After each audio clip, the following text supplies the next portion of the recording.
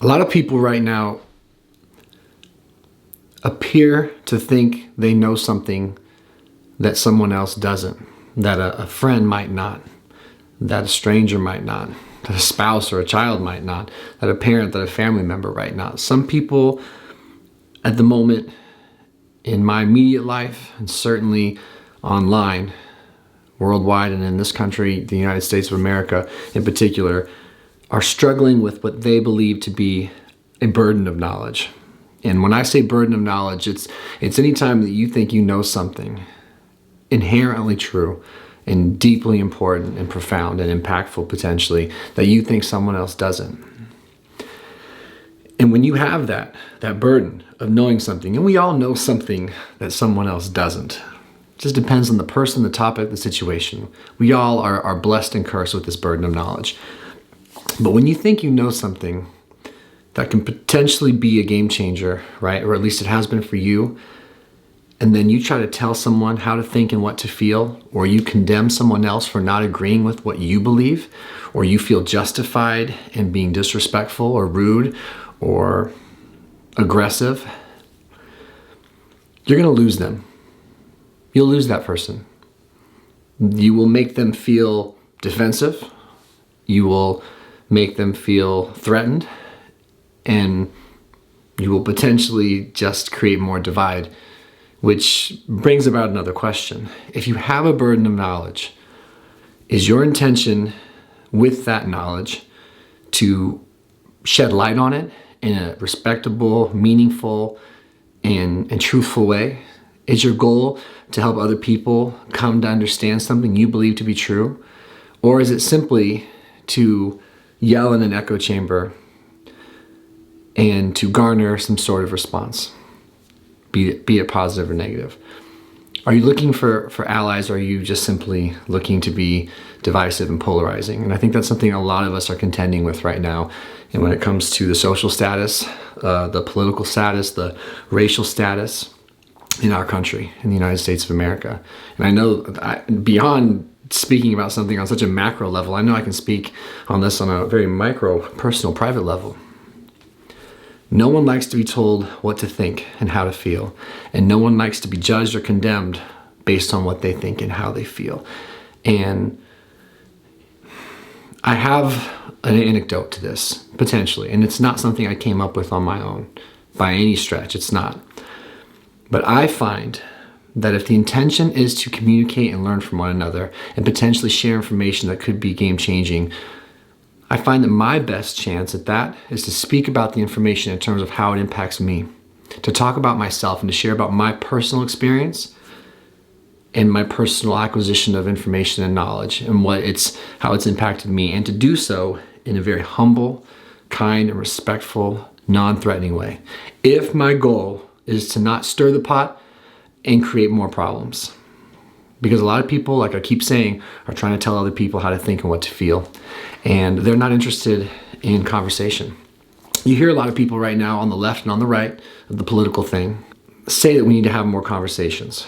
If the object of this whole thing is to have real conversations and create real change, then we have to be willing to agree to disagree on certain things. Because the sad thing is, I think a lot of us feel like we're probably on the same page. We just have a different route in terms of how to get there when it comes to the state of this country and what needs to happen going forward.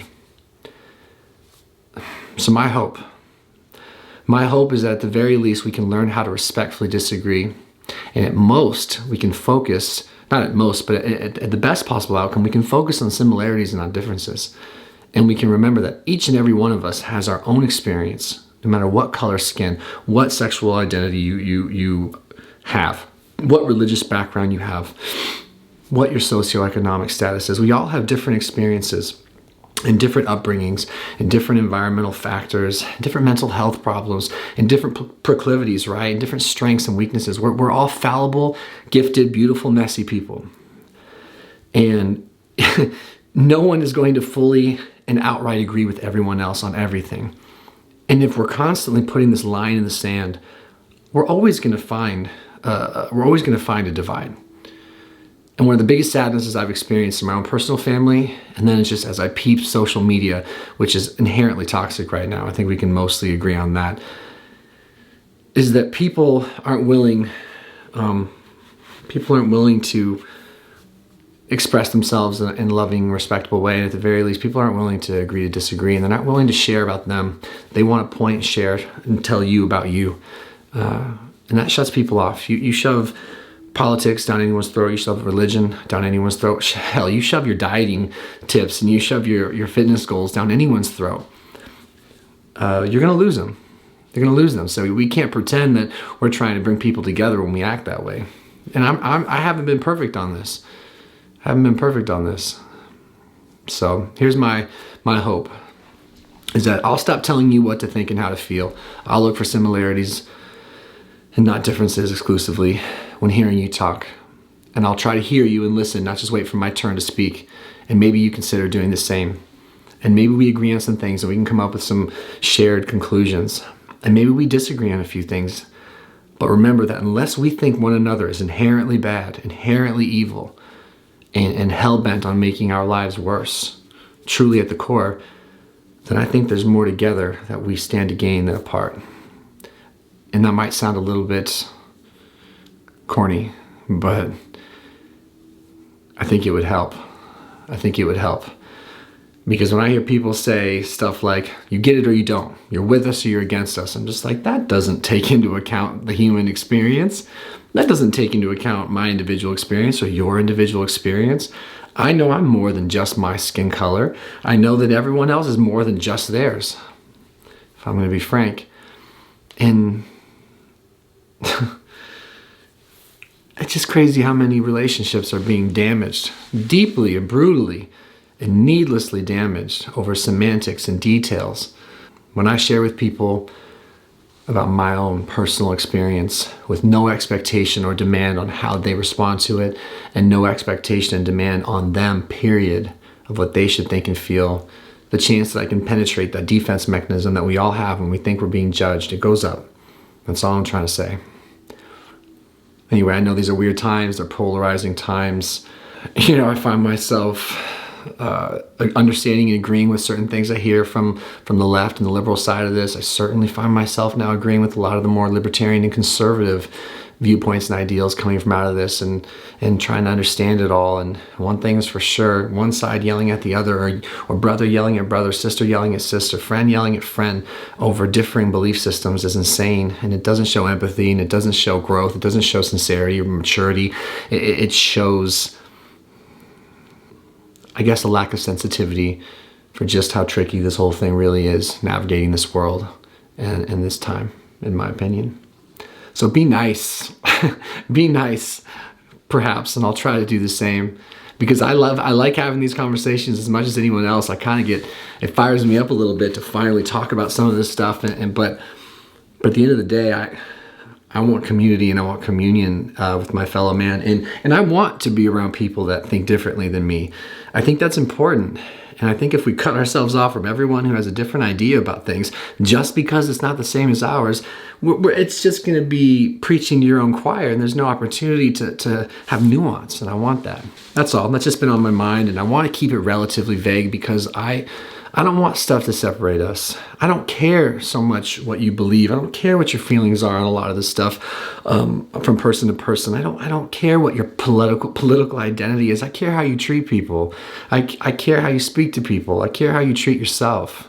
And I want to hold myself to that same standard.